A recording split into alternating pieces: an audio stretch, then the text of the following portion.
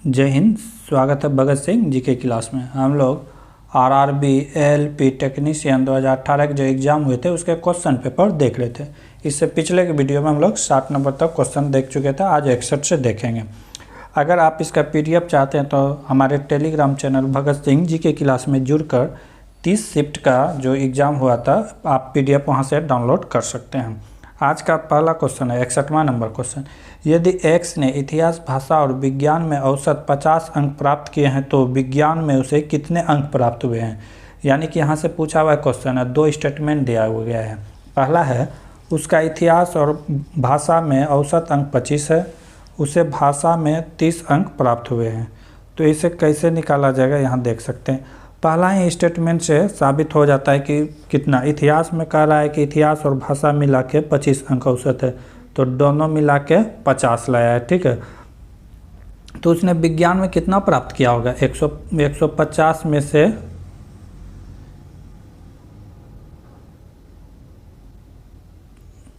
150 हो गया, क्योंकि औसत 50 है तो 50 गुना 3 150 हो गया, जिसमें कि 50 नंबर जो है वो लाए हैं किससे, वो लाए हैं यानी कि इतिहास और लैंग्वेज में। तो 150 में से 50 माइनस कर देंगे तो कितना बचेगा 100। लेकिन सेकेंड वाला स्टेटमेंट से पता नहीं चलता, उसे भाषा में 30 अंक प्राप्त किए हैं, लेकिन बाकी सब्जेक्ट में हिस्ट्री और जाके साइंस का पता नहीं चल रहा है। ठीक है, तो स्टेटमेंट एक ही सही होगा। ठीक है, तो क्या होगा, स्टेटमेंट अकेला एक ही उत्तर देने के लिए पर्याप्त है। अगला क्वेश्चन अगर देखें तो अगला क्वेश्चन है LNJH, यानी कि सीरीज में दिया हुआ है, बताना है कि उसके बाद अगला लेटर क्या होगा। N का मान होता है 14, L होता है 12, J होता है 10, H होता है 8। तो ये पता चल रहा है कि 2 का डिक्रीज हो रहा है, 2 घट रहा है, तो 8 में 2 चला जाएगा, कितना बचेगा 6 किसका होता है F, लेटर संख्या क्या हो जाएगा F। ठीक है, अगला क्वेश्चन है A B किसी कार्य को 12 दिन में पूरा कर सकता है। A B किसी कार्य को 12 दिन में पूरा कर सकता है। A B किसी कार्य को क्या करता है, 12 दिन में पूरा करता है। ठीक, पूरा कर सकता है। कुछ दिन पहले कार्य छोड़ना पड़ा, A को कुछ दिन पहले कार्य छोड़ना पड़ा, इस कारण से कार्य को पूरा करने में B यानी करने में 16 दिन लगे। यदि A इस कार्य को अकेला 21 दिन में समाप्त कर सकता था तो काम खत्म होने से कितने दिन पहले A ने काम छोड़ा। थोड़ा सा जटिल है लेकिन बन जाएगा। ठीक है, A B 12 दिन में कोई काम खत्म कर सकता है, A अकेला किसी काम को 21 दिन में ख़त्म कर सकता है। ठीक है, तो ये दोनों का LCM ले लेंगे, कितना हो जाएगा 84। ठीक है, 84 हो गया। यहाँ से कितना बार में कटेगा 7, ये कितना बार में 4। ठीक है, तो ये 7 जो है ये B का मिला हुआ कार्य है और A का अकेला कार्य 4 है, तो B का एक दिन का कार्य हम लोग को पता चल गया कितना है 3 है। A का एक दिन का कार्य कितना है 3 है। ठीक है, A का एक दिन का कार्य 3 है। अब हम लोग पता कर सकते हैं यार, ठीक है, कि A ने कितने दिन का कार्य किया था 16 दिन तक। A ने कितने दिन तक कार्य किया 16 दिन तक।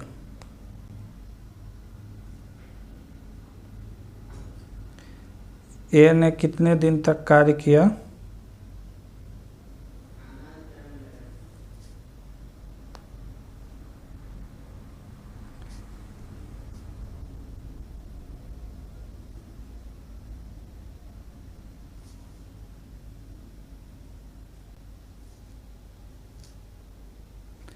A ने 16 दिन तक कार्य किया, A ने यानी कि B ने 16 दिन तक कार्य किया, तो 16 दिन में कितना कार्य किया होगा, 16 गुना 3, एक दिन में 3 काम करता है तो 48। टोटल काम कितना था 84। ठीक है, 84 में 48 काम किसने किया, तो यानी कि B ने किया, तो A कितना काम किया होगा, इसको माइनस करेंगे तो कितना आएगा 36। इसको माइनस करेंगे तो कितना आएगा 36। 36 काम किसने किया होगा, A ने किया होगा, A ने किया होगा 36 काम। 36 काम एक दिन का क्षमता A का कितना है 4, तो 36 काम करने में कितना लगा होगा 9 दिन लगा हुआ। और दोनों मिल के यानी कि 16 दिन कार्य किए थे, तो 16 दिन में 9 दिन घटा देंगे तो कितना होगा 7 दिन, यानी कि 7 दिन पहले उसने कार्य छोड़कर गया होगा। ठीक है, अगला क्वेश्चन है यौन प्रजनन में माता पिता का योगदान होता है। तो अपने जीन के 1/4 गलत है, 1/4 यानी कि 46, 44 का 4 का रहा है यानी कि 11, ये तो गलत है। सभी जीन, ये भी गलत है। अपने जीन का 3/4 ये भी गलत है। अपने जीन्स का आधा, ये सही है। अपने जीन का आधा होता है क्योंकि माता पिता में जो है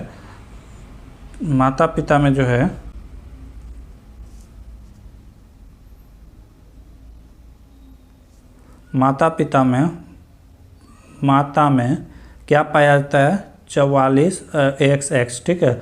अब पिता में क्या पाया जाता है, 44 प्लस XY, ठीक है। तो इसी का इसका कितना आता है 22 और एक यहाँ से X, ठीक है, 23 हो गया। और यहाँ से पिता से आता है 22 प्लस X आएगा तो बेटी होगा, Y आएगा तो बेटा आएगा, ठीक है। तो ऑप्शन नंबर 4 सही है। अपने माता पिता का आधा आधा जीन बच्चे में ट्रांसफ़र होता है। अगला क्वेश्चन है, दिए गए कथन को सत्य मानते हुए यह ज्ञात करें कि कथन के आधार पर कौन सा निष्कर्ष निश्चित रूप से निकाला जा सकता है। सभी बाज चील हैं, सभी चील पक्षी हैं। क्या कह रहा है, सभी बाज क्या हैं, चील हैं, ठीक है। सभी बाज क्या हैं, चील हैं।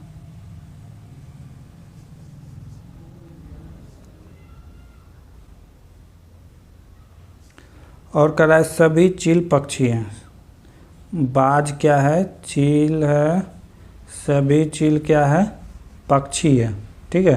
तो स्टेटमेंट क्या कर रहा है, कुछ पक्षी बाज हैं, कुछ पक्षी जो है बाज है, ये कथन क्या है, गलत है, ठीक है।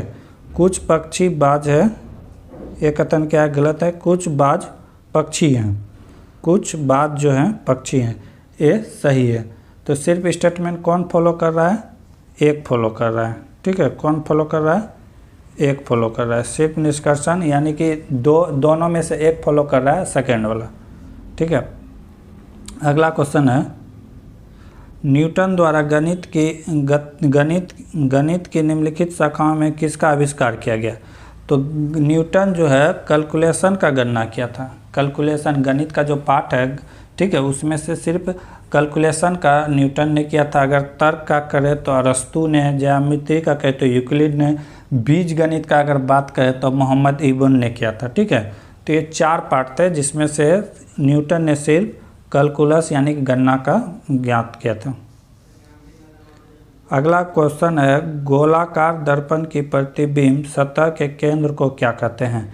तो गोलाकार प्रतिबिंब क्या कहता है, सतह के केंद्र, ठीक है। तो ये जो गोलाकार होगा, 3 डायमेंशन होगा, तो इसको क्या कहेंगे, पोल कहेंगे। इसको क्या कहेंगे, पोल कहेंगे, ठीक है, यानी कि ध्रुव कहेंगे।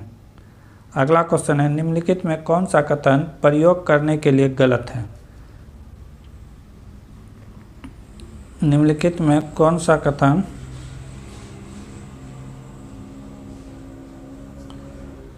पहला है, एक यौगिक एक परमाणु है, एन एटम ए सही है। कथन यहाँ पे बोल रहा है गलत, ठीक है, गलत चुनना है। एक तत्व का एक परमाणु है, an atom of the element सही है। एक यौगिक का एक मोल है, ये भी सही है। एक तत्व का एक मोल है, सही है। एक यौगिक का एक परमाणु है, गलत है। यौगिक किसे कहते हैं, यौगिक 2 या 2 से अधिक तत्वों के संयोग को ही यौगिक कहते हैं। यहाँ पे कह रहा है कि एक यौगिक एक परमाणु है, जो कि क्या है, गलत है, ठीक है।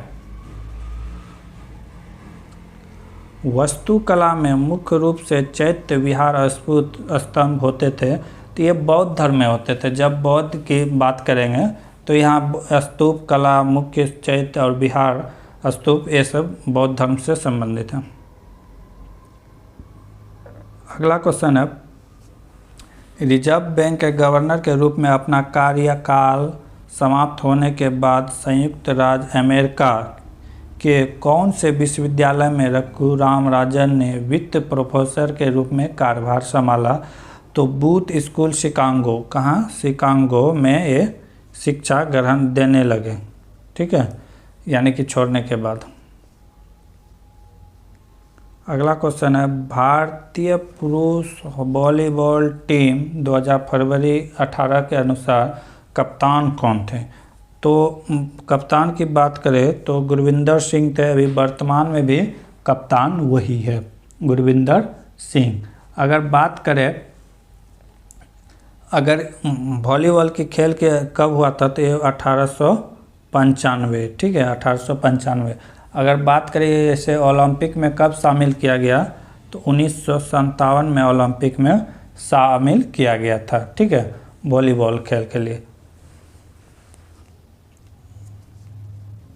अगला क्वेश्चन है निम्नलिखित को हल करें, ठीक है। 65 इतना तो हम लोग को पता है कि पहले ब्रैकेट का काम करेंगे। 4 से 8 4 टाइम में, अब 4 इसमें चला गया तो कितना बचा 12, ठीक है। 12 और यहाँ पे क्या बचेगा 12 भागा 3, ये हो गया कितना 4, ठीक है। अब इधर देख लेते हैं, पहले गुना, अब बचा क्या 60 डिवाइडेड बाय 5 इंटू 4। तो पहले इंटू का काम नहीं करना है, बदमाश पढ़ेंगे BODMAS, ठीक है। Bracket of divided multiply subtraction, उसके बाद डेसिमल होता है। तो पहले मल्टीप्लाई का काम नहीं करेंगे, पहले किसका काम करेंगे डिवाइडेड का। तो ये कितना बार में गया 12 बार में, 12 गुना 4 कितना हो गया 48। राइट आंसर क्या हो जाएगा 48, ठीक है। अगला क्वेश्चन है निम्नलिखित को संबंध दर्शाने के लिए उपयुक्त वेन आरेख का चयन करें। कह रहा है भारत महाराष्ट्र केरल, ठीक है, भारत महाराष्ट्र केरल। तो जैसे भारत हो जाएगा, ठीक है, महाराष्ट्र भी एक राज्य है, केरल भी एक राज्य है, ठीक है। तो ऐसा सिंबल जो होगा वो हो जाएगा। तो देखिए ये सेकेंड ऑप्शन जो है वही है, ये बड़ा वाला हो गया भारत और छोटा वाला हो गया महाराष्ट्र, ठीक है, इधर हो गया केरल, ठीक है। ये रीजनिंग का क्वेश्चन था। अगला क्वेश्चन है 40 संख्या प्राप्त करने के लिए संख्या को 6/2/9 को किससे गुना किया जाना चाहिए, ठीक है। बोल रहा है किससे गुना करना चाहिए। तो ये 40 हो गया, मान लिया संख्या x कितना कर रहा है इतना, तो इसको तोड़ देंगे डिवाइड भिन्न में, तो कितना हो जाएगा 9 × 54 और 2 56/9, ठीक है। x का वैल्यू निकालना है तो x बराबर यहाँ पे कुछ नहीं है तो तिरछा तिरछी गुना कर देंगे तो 40 × 9/56 हो जाएगा। अगर इसे कटाएंगे तो ये 10 बार में कटेगा, ये 14 बार में कटेगा, ये कटेगा 5 बार में, ये कटेगा 7 बार में, ठीक है। तो ये कितना हो गया 9 × 5 = 45, 9 × 5 = 45/7। 7 से डिवाइडेड करेंगे कितना होगा 9 × 7 = 42 बचा 3/7, तो कितना हो जाएगा 6.3/7। राइट आंसर क्या हो जाएगा 6.3/7।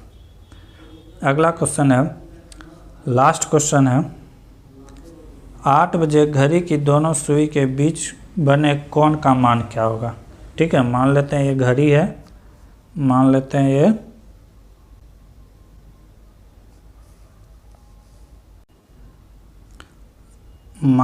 ये घड़ी है, ठीक है। अब कह रहा है कि एक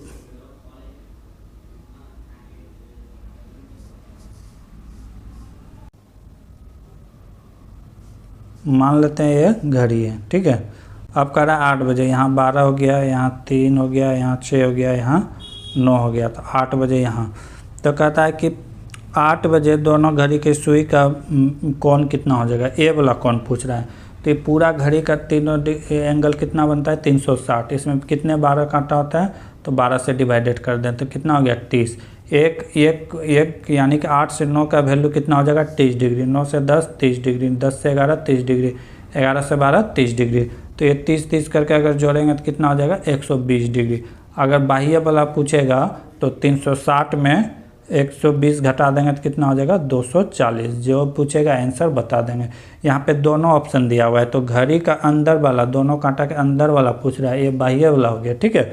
तो इस तरह हम लोग ने 75 के 75 क्वेश्चन देख लिए, ठीक है। फिर अगले शिफ्ट में देखेंगे अगले शिफ्ट का एग्जाम का क्वेश्चन। तब तक के लिए जय हिंद जय भारत।